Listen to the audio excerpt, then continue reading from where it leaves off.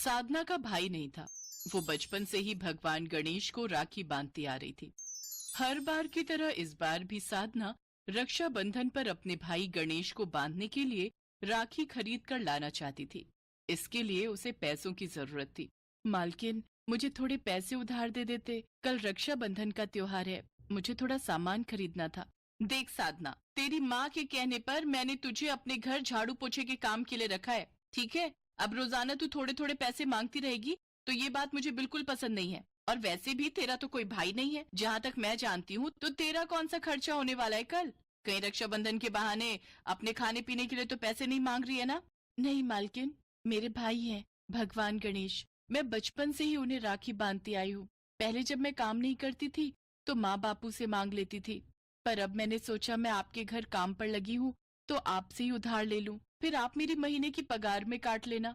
हैं, तू तो बड़ी चालाक है। भगवान की राखी लेने के बहाने तू मेरे से पैसे ले लेगी, फिर उसके बाद जब महीना होगा और जब मैं काटने लगूंगी तो कोई और बहाना लेकर आ जाएगी। नहीं नहीं, मैं तुझे कोई उधार नहीं दूंगी। महीना जब पूरा होगा तभी दूंगी। अभी जा, मुझे कल रक्षाबंधन की तैयारी के लिए बहुत से काम करने हैं। साधना को लगा कि अब वो भी काम करने लगी है तो वो अपने पैसों से भगवान के लिए राखी और कुछ मिठाई खरीद लेगी। पर यहाँ तो वो निराश ही हो गई क्योंकि उसकी मालकिन ने उसे पैसे देने से मना कर दिया।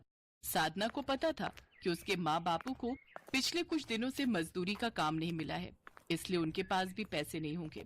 इसी सोच में वो घर की ओर जा रही थी।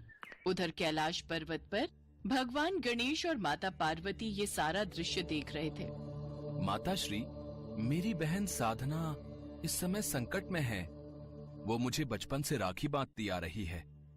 अब मुझे उसकी सहायता करनी ही होगी। माता श्री, मुझे एक भाई होने का फर्ज निभाना होगा, पर मैं कैसे उसकी सहायता करूं माता श्री? चिंता मत करो पुत्र, इस कार्य में मैं तुम्हें सहयोग करूंगी।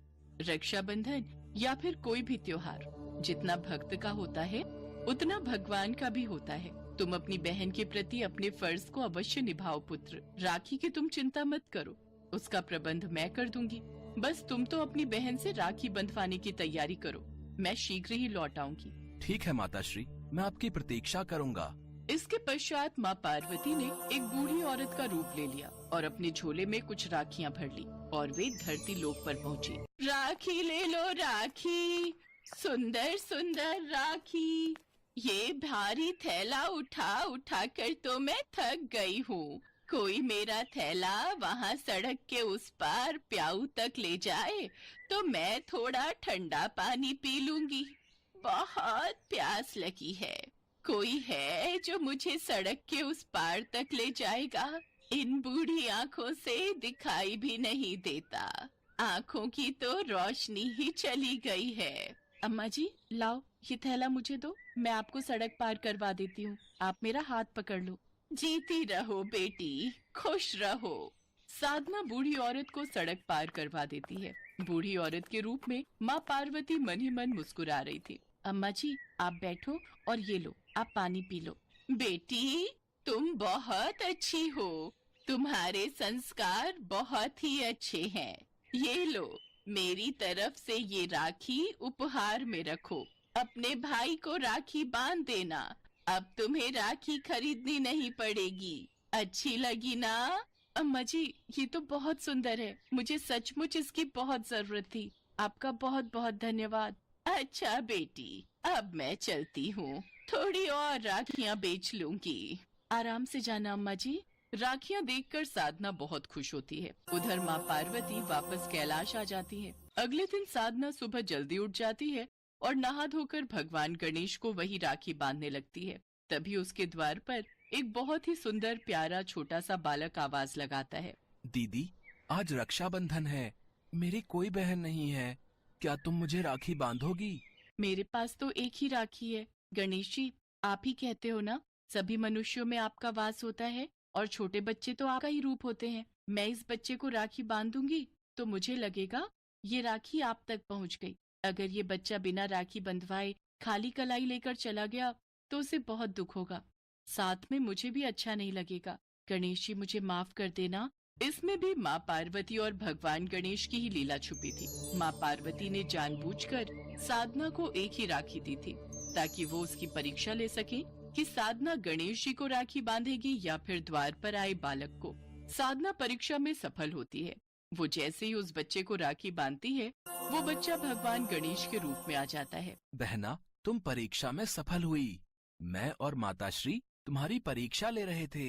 मुझे अपनी आंखों पर यकीन नहीं हो रहा। आप स्वयं रक्षाबंधन के दिन मुझसे राखी बंधवाने आए भगवान।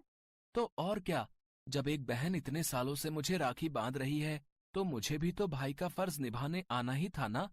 अब राखी के बदले मुझे तुम्हें उपहार भी तो देने हैं बहन। गणेश जी अपना दाहिना हाथ आशीर्वाद स्वरूप उठाते हैं और वहाँ पर ढेरों सजे हुए सोने चांदी के थाल प्रकट हो जाते हैं। हर थाल में कोई न कोई उपहार था। धन, दौलत, हीरे, जवाहरात, मिठाइयाँ, कपड़े और भी न जाने क्या क्या। साधना के साथ साथ उसके माता पिता भी हाथ जोड़े भगवान गणेश के सामने खड़े थे। साधना, ये सब उपहार तुम्हारे लिए ही हैं। जो कोई भी भक्त मुझे सच्चे हृदय से याद करता है, उसके घर सुख समृद्धि का वास होता है। रक्षाबंधन के दिन जो भी बहनें सच्चे मन से मुझे राखी बांधती हैं, मैं अपने भाई होने का फर्ज जरूर निभाता हूँ। मेरे आशीर्वाद से मेरी बहनों के जीवन के सारे दुख दूर हो जाते हैं और उनके जीवन में खुशियों का वास होता है। सदा खुश रहो मेरी बहन। लाओ, अब थाल के थोड़े लड्डू मुझे भी खिलाओ। मुझे बहुत जोरों की भूख लगी है। हाँ भैया गणेश, मैं अभी देती हूँ। साधना और उसके माता पिता की आंखों में खुशी के आंसू थे।